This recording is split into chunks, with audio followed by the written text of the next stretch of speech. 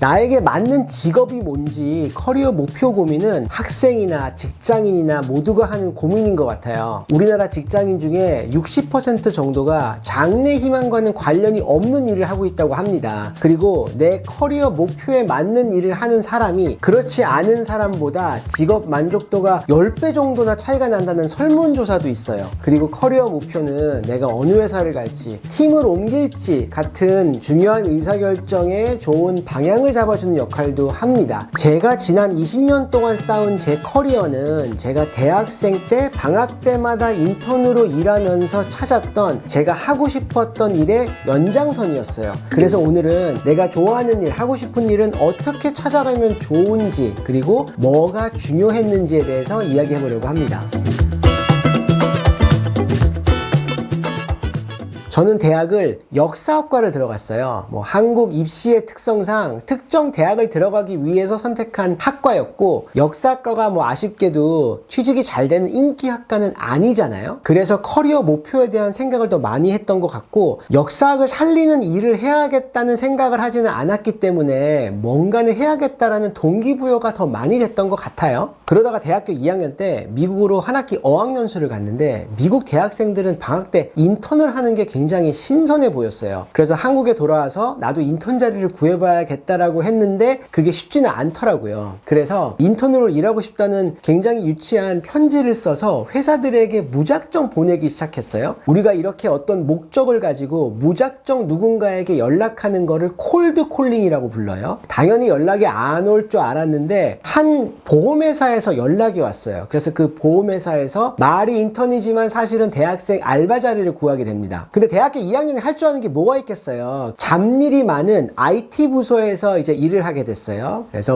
컴퓨터나 모니터도 나르고 프린터에 종이도 갈고 그러면서 IT 부서 사람들이랑 친해지게 되면서 역사학과 학생으로는 배우기 힘들었던 HTML, 도메인 같은 것을 배우면서 그 당시에 막 꿈틀거리던 인터넷에 대해서 배우기 시작했어요. 제 홈페이지도 만들어보고 지금까지 쓰고 있는 제 도메인들도 그때 샀고, 테크 산업이 참 재밌구나라는 것을 하필이면 보험회사에서 인턴하면서 알게 되었어요. 그리고 군대를 갔다 오니까 한국에서 벤처붐이 불기 시작했습니다. 그래서 제대하고 저희 과 선배가 일하고 있는 벤처회사에 그 과 선배를 통해서 인턴 자리를 구해서 일을 했고, 제가 아는 지인분이 창업한 회사에 가서 또 인턴으로 일을 해서 벤처회사 두 곳에서 인턴을 했어요. 그러면서 나는 테크 업계에서 일하고 싶은 사람이라는 것을 확인하게 됐고, 테크 제품이나 실리콘밸리나 이런 데 관심을 많이 가지게 됐고, 스티브 잡스의 덕질을 본격적으로 시작한 것도 이때부터인 것 같습니다. 내가 좋아하는 일을 찾기 위해서는 직접 경험을 할 수 있는 기회를 최대한 많이 만드는 게 중요한 것 같고, 선배, 친척, 부모님, 친구 등등 내가 동원할 수 있는 모든 리소스를 동원해서 발품을 열심히 파는 게 중요한 것 같아요. 그리고 요즘은 유튜브처럼 어떤 직업에 대한 정보를 많이 얻으면서 간접 경험을 해볼 수 있는 리소스도 많기 때문에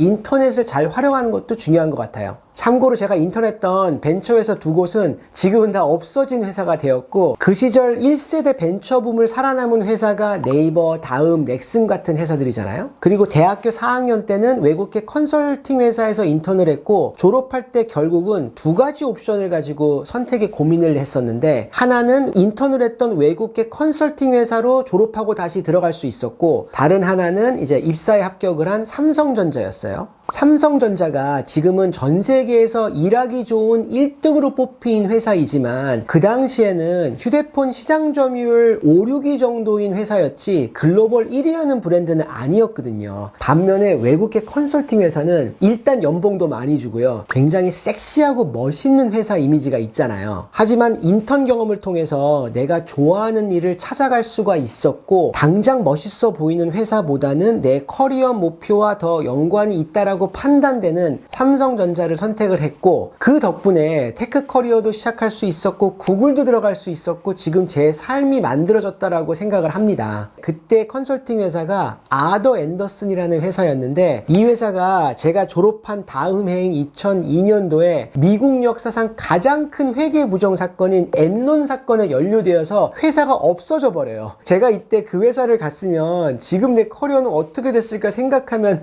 아찔합니다. 당연히 그때 이런 걸 생각하고 인턴을 한 건 아니었고 비인기 전공이니까 뭐라도 해봐야겠다는 생각으로 한 인턴인데 그게 내 커리어 목표 찾기로 연결된 경험을 돌아보면은 내가 나의 미래를 위해서 어떤 일에 노력을 하는데 이게 맞는 걸까라는 불안감이 있어요. 그리고 누군가에게는 야, 너 참 애쓴다 라는 말을 듣기도 해요. 하지만 그런 노력들이 시간이 지나면 점들처럼 연결이 돼서 나에게 어떤 식으로든 도움이 되더라고요. 보험회사에서 인턴한 게 제 20년 테크 커리어를 만들어준 것처럼요. 그래서 나의 꿈을 위해 무언가에 애쓰고 노력하는 분이 계시다면은, 그리고 이게 맞는 건지에 대한 불안감이 있다면은 내 지금 노력들이 언젠간 나에게 소중한 자산으로 돌아온다고 생각하고 화이팅하면 좋겠습니다.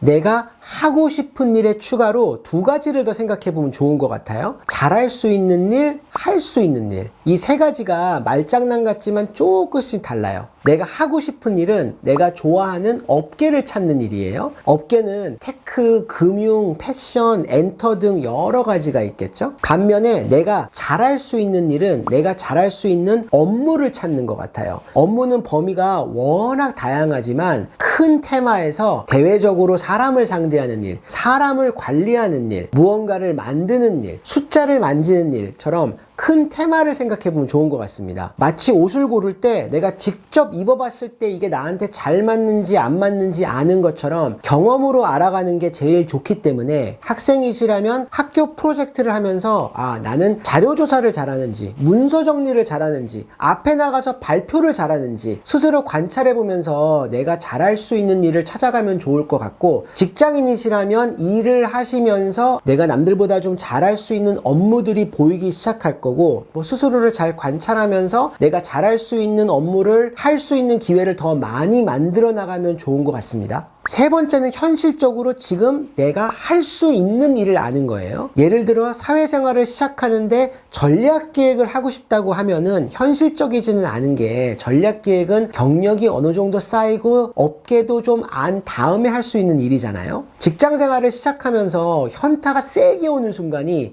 이거 내가 생각했던 일이 아닌데 라는 생각이 들 때란 말이에요. 그렇기 때문에 내가 지금 단계에서 할 수 있는 일의 감을 잘 잡는 것도 중요하다고 생각합니다. 이 세 가지에 대한 생각은 커리어와 함께 진화를 해서 저는 지난 20년간 테크 테마는 쭉 이어갔지만 제가 한 업무는 해외 영업, 사업 제휴, 제품 출시, 사업 개발 등으로 바뀌어져 갔고, 지금은 이제 제 회사 운영, 유튜브, 에인젤 투자로 또 테마가 많이 바뀌었거든요. 이제 다양한 커리어를 쌓으면서 오래 일하는 시대이기 때문에 내가 하고 싶은 일, 잘할 수 있는 일, 할 수 있는 일에 대한 진화와 고민은 사회 초년 때나 나이가 들어서나 끊임없이 계속돼야 되는 일이라고 생각합니다. 오늘 소개하고 싶은 아이템은 보랏빛 소가 온다 등으로 유명한 작가이자 전략가인 세스 고딘의 새 책인 의미의 시대입니다. 오늘 커리어 목표 찾는 이야기를 했는데, 일하는 이유는 여러 가지가 있지만은 그 중에서도 의미의 중요성에 대해서 작가는 책에서 이야기를 해요. 특히 코로나 시대를 지나면서 일에 대한 개념이 많이 새로워진 시대에 이젠 누가 시켜서 하는 게 아니라 나에게 의미 있는 일을 해야 된다라고 작가는 얘기를 합니다. 삶에서 일하면서 보내는 시간이 많은 만큼 일하면서 보내는 시간도 의미 있는 시간으로 만들어야 된다는 거죠. 환경, 교육, 세상을 바꾸는 제품 등 사람마다 의미 있는 일은 다 다르겠죠? 좋은 직업이 뭘까라고 생각을 했을 때 저는 항상 세 가지를 생각했어요. 돈을 얼마를 받는지, 내가 좋아하는 일인지, 일과 삶의 균형은 어떤지, 근데 거기에 이 일이 궁극적으로 나에게 어떤 의미를 주는지 생각해보는 작가의 시각이 새로웠습니다. 내 일이 나에게 의미를 주는 일이라면 직업에 대한 만족도도 높을 것 같고, 그래서 커리어 목표를 생각할 때도 한번 생각해보기 좋은 포인트인 것 같아요. 추가로 작가는 경영자라면 직원들에게 자율성과 권한을 줘서 의미 있는 일에 뛰어들 수 있게 해야 된다고 이야기를 하고, 이게 단순한 관리자와 리더와의 차이라고 이야기하는 부분도 공감됐어요. 그래서 왜 이래야 하는지, 앞으로 어떻게 일해야 되는지 고민을 하시는 분들에게 도움이 될 책이 세스 고딘의 의미의 시대입니다. 오늘은 내가 좋아하는 일, 내 커리어 목표를 어떻게 찾으면 좋을지에 대한 이야기를 했는데 꼭 피해야 될 생각은 내가 몇 살 때까지는 이걸 찾아야 된다. 아니면 내가 지금 몇 살인데 아직 못 찾아서 불안하다라는 생각인 것 같아요. 커리어는 계속 바뀌기도 하고 목표도 계속 바뀌기도 하기 때문에 다양한 경험을 하면서 내가 하고 싶은 일, 잘하는 일, 할 수 있는 일들에 다가가는 게 답이지 않을까라는 생각이 듭니다. 위키피디아에서도 커리어에 도움되는 좋은 내용들 앞으로 계속 준비하도록 하겠습니다. 여기까지 보셨으면 구독, 좋아요 아시죠? 그럼 다음 시간에 뵙겠습니다. 감사합니다.